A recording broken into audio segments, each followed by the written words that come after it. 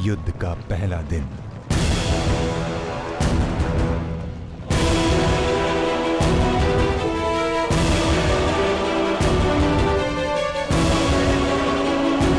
युद्ध प्रारंभ करने की आज्ञा है धर्मराज।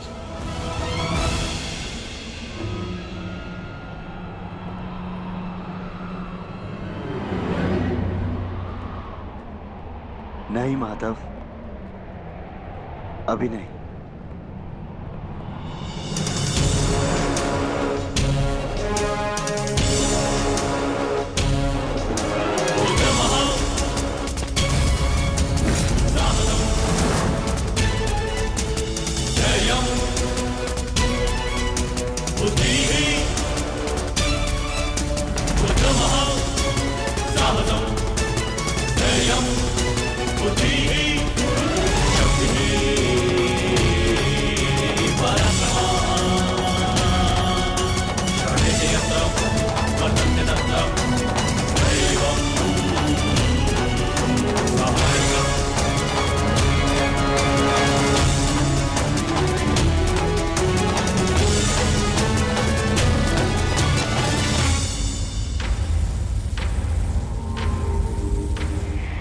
ज्येष्ठ, ये युधिष्ठिर हमारे समक्ष क्यों खड़ा है?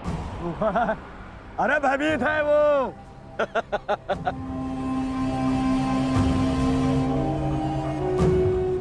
हमारी सेना को देख के कदाचित भयभीत हो गया है ये युधिष्ठिर।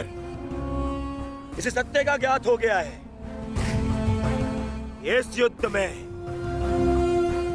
इसे विजय नहीं मिल पाएगी। समझ रहे? वो छलिया जिस युद्ध के लिए हमें भयभीत कर रहा था, वो युद्ध प्रारंभ होने से पहले ही समाप्त होने जा रही है।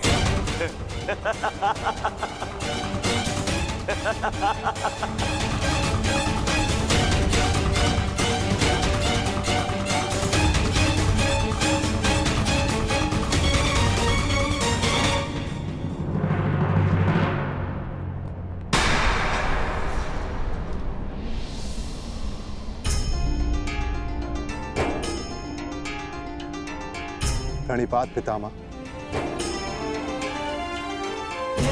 प्रणिपात आचार्य द्रोण।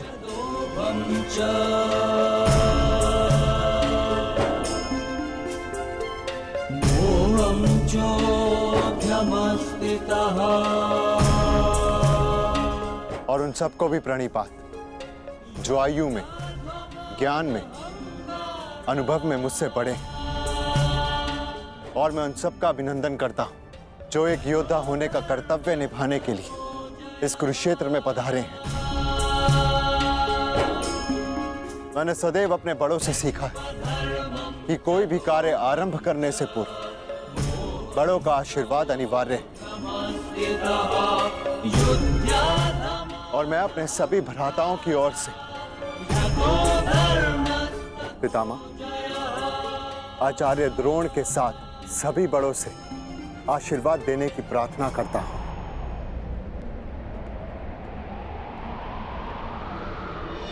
आयुष्मान भव।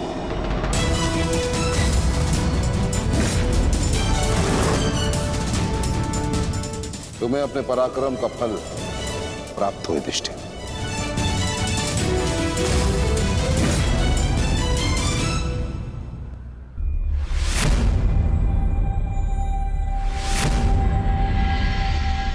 एक और पितामह है जिन्होंने मुझे जीवन का मूल्य समझाया,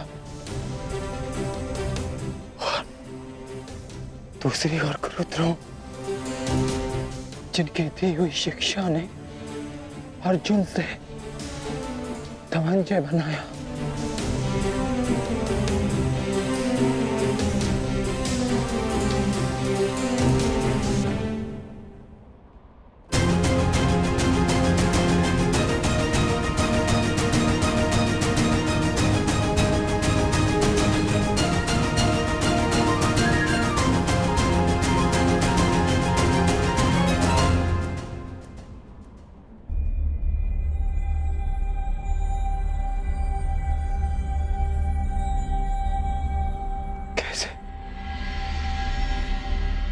कैसे कैसे प्रहार कर पाऊंगा मैं इन पर?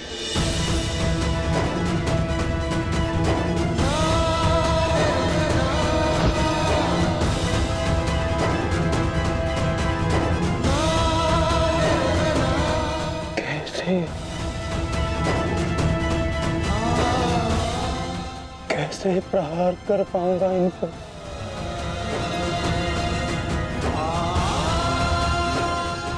कैसे?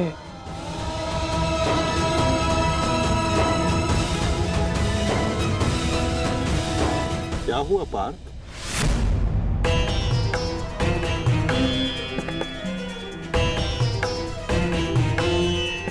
मेरी आपसे विनती है माधव, मेरे रथ को दोनों सेनाओं के मध्य में ले चलिए। संजय। जी महाराज। संजय, अपनी दिव्य दृष्टि से देखकर बताओ कि कुरुक्षेत्र के युद्ध में तत्पर मेरे पुत्रों और पांडवों की सेना के मध्य क्या क्या हो रहा है। जो आज्ञा महाराज।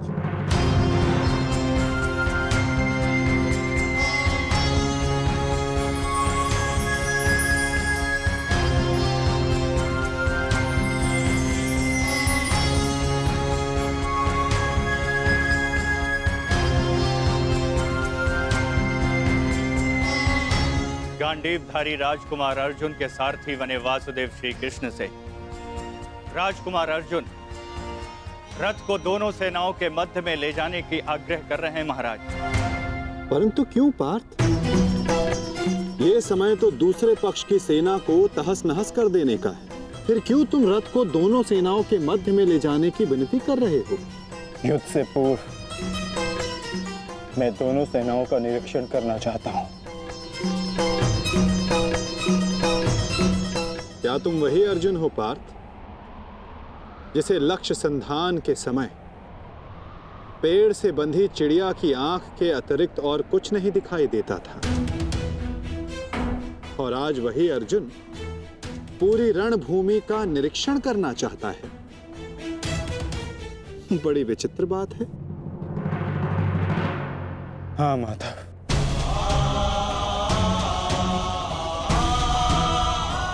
वो चिड़िया काष्ठ की बनी थी, परंतु जिनसे मैं युद्ध करने वाला हूं वो रक्त, अस्थि और मांस से बने मनुष्य हैं।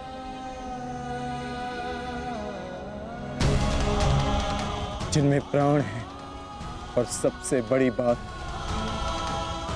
उनमें मेरे संबंध बसे हैं। युद्ध आरंभ होने से पूर्व मैं ये देख लेना चाहता हूं कि किसके वध से धर्म की स्थापना होगी और किसकी मृत्यु से मन में अधर्म का अनुभव होगा। और इस युद्ध के पश्चात मैं क्या पाने वाला हूं और क्या खोने वाला हूं।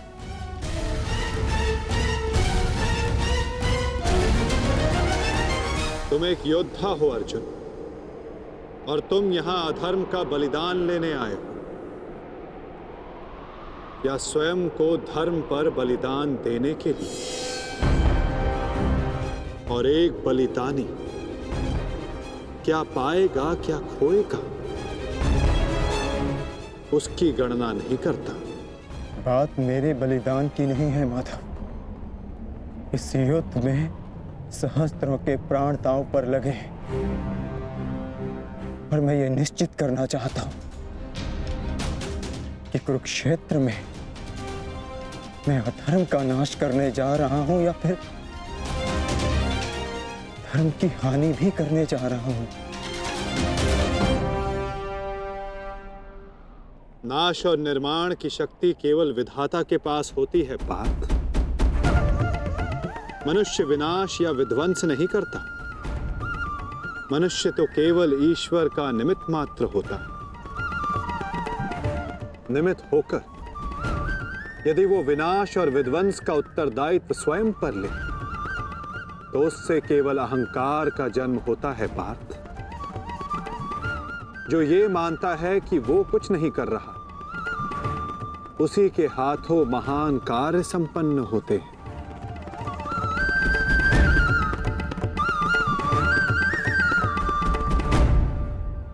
परंतु मैं तुम्हारी कामना अवश्य पूर्ण करूंगा पार्थ,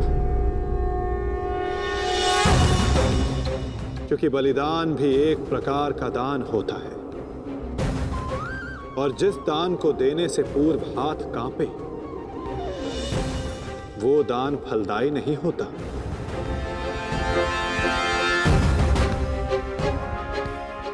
आओ पार्थ, मैं तुम्हें युद्ध भूमि के मध्य ले चलता हूं। निर्भवति भारत।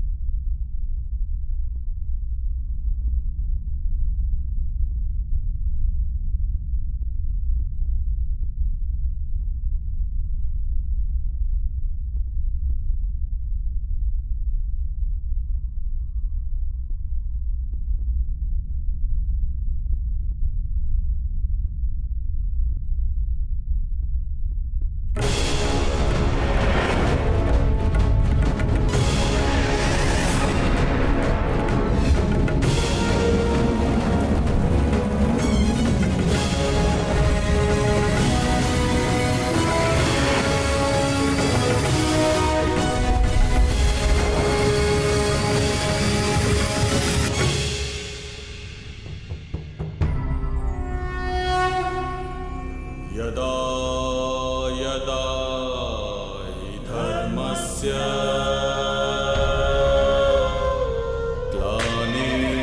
ग्लानिर्भवति भारत अभ्युत्थानं धर्मस्य तदात्मानं सृजाम्यहम्। जिस प्रकार तुम कर्तव्य और कर्म के मध्य खड़े हो, उसी प्रकार तुम अब दोनों सेनाओं के मध्य खड़े हो पार्थ।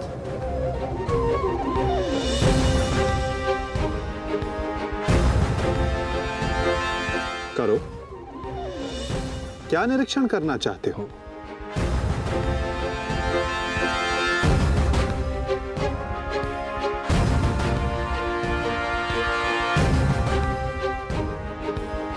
क्या हुआ पार्थ? ऐसा कौन सा भाव है जो तुम्हारे मन को विचलित कर रहा है? ऐसा कौन सा प्रश्न है जिसका उत्तर तुम्हें नहीं मिल रहा? यदि पूछोगे नहीं तो उसका समाधान कैसे पाओगे पार्थ? मैं जानता हूं तुम यही सोच रहे हो ना कि क्या यह युद्ध अनिवार्य है? क्या इतने योद्धाओं का वध, इतने जनों की हानि अनिवार्य है? क्या ये सब कल्याण के लिए है भी या नहीं? है ना पार्थ? यही विचार मेरे मन को विचलित किए जा रहे हैं माधव। क्या वास्तविकता में यह युद्ध अनिवार्य है? क्या राज्य, धारा, संपत्ति, ये सब पाने के लिए अपनों का वध करना धर्म है? क्या एक योद्धा का यही कर्तव्य है? बताइए। कि इस युद्ध में धर्म की ओर कौन है और अधर्म की ओर कौन, मैं तुम्हें अवश्य दिखाऊंगा।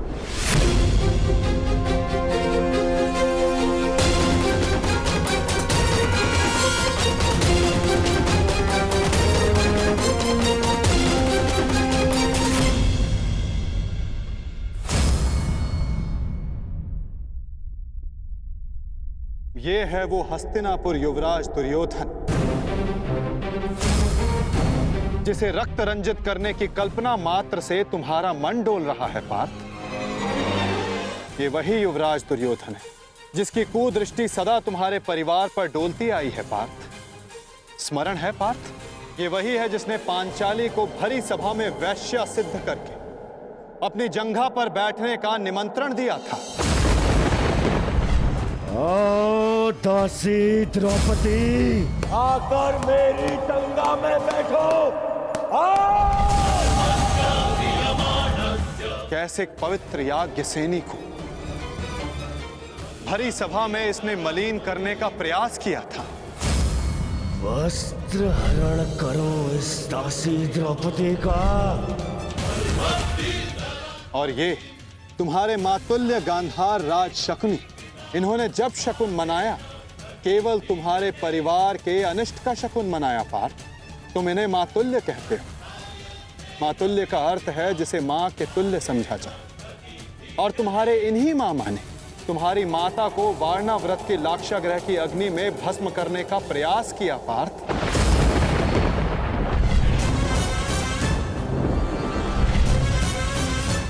और वो जो ऊंची दृष्टि करके खड़ा मध्यांध दुशासन, स्मरण करो पार्थ, कैसे वो द्रौपदी को उसके केशों से खींचकर भरी सभा में लाया था।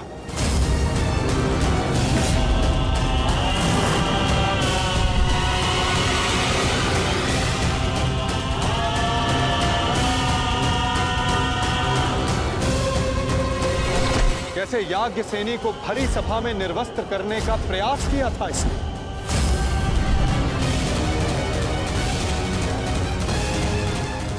क्या तुम ये सब भूल रहे हो पार्थ? ये है महामहिम भीष्म, द्रोणाचार्य, अश्वत्थामा।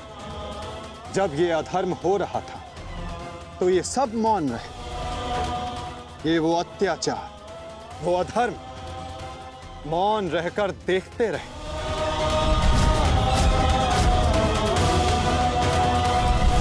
स्मरण करो वो वनवास, वो अज्ञातवास जिसने तुम्हें तुम्हारा पौरुष त्याग कर बेहनल्ला बनने को विवश किया।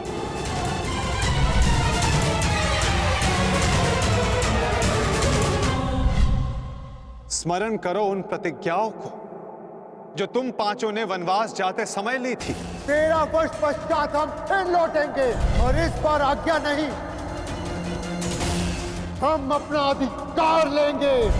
मैं प्रतिज्ञा लेता हूं कि पांचाली के अपमान पर अट्टहास करने वाले इन 100 कौरवों को मैं अपने इन हाथों से यमलोक भेज दूंगा। ये मत समझना कि वन में हम विश्राम करेंगे दुर्योधन। हर पल प्रतिशोध की अग्नि में जलेंगे और जब लौटेंगे तो इतने बाण बरसेंगे, अंधकार छा जाएगा हस्तिनापुर के भविष्य पर, महायुद्ध होगा। जिस प्रतिशोध के लिए तुम सब ने 13 वर्ष तपस्या की, आज उस प्रतिशोध की अग्नि क्षीण हो गई है। जिन अस्त्रों को तुमने इस युद्ध के लिए सहेजा, क्या उन अस्त्रों को संधान करने का संकल्प तुम्हारा हृदय त्याग चुका है पार्थ? क्या अब तुम्हें यह युद्ध अनिवार्य प्रतीत नहीं होता पार्थ?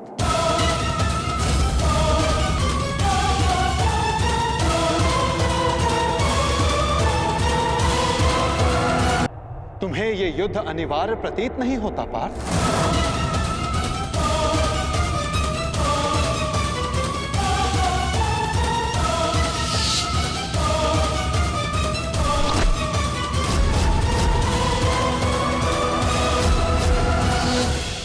हाँ माता,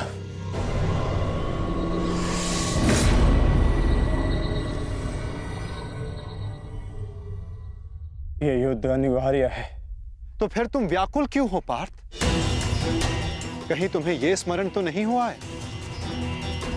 कि कैसे महामहिम भीष्म ने तुम्हें प्रेम दिया, तुम सबको संरक्षणा दी, वन से वापस बुलाकर तुम्हें तुम्हारा अधिकार दिया, कि कैसे आचार्य द्रोण ने